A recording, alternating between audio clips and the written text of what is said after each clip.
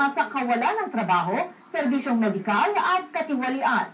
Sa pangatlong State of the Nation address ng Pangulo sa Lunes, muling nag-aabang ang mga Pinoy sa mga ihahain ng plano at pagbabago para sa bansa.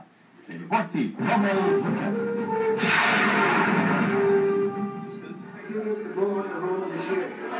The fastest trend continuing on, the economy growing at a faster than expected rate of 6.4% this first quarter of 2012.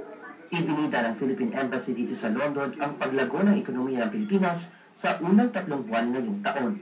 Nalampasan raw ng Pilipinas ang 3.5% growth na inaasahan ng International Monetary Fund ngayong taon.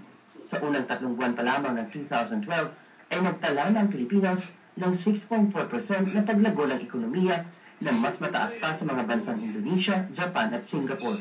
Para sa ilang OFW, approve ang ikalawang taon ng pamumuno ni Pangulong Aquino dahil malinaw daw na may konkretong pag-usad ang ekonomiya ng bansa.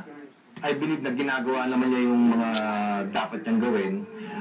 Sa narinig naman sa mga balita, sa diary, sa radyo, sa TV, meron din naman sa mga accomplishments. Sa 3 taon niyang panindigan sa batas, ay karapat-dapat siyang tumagal pa.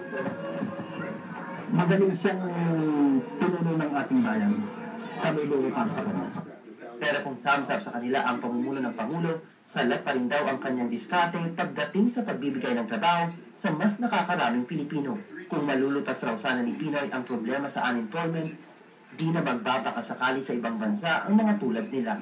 Ang maganda siguro kung tatanggal niya ang lahat ng bagay na hindi maganda sa atin, na kailangan ng tao umunlad at makapagtrabaho ng matino.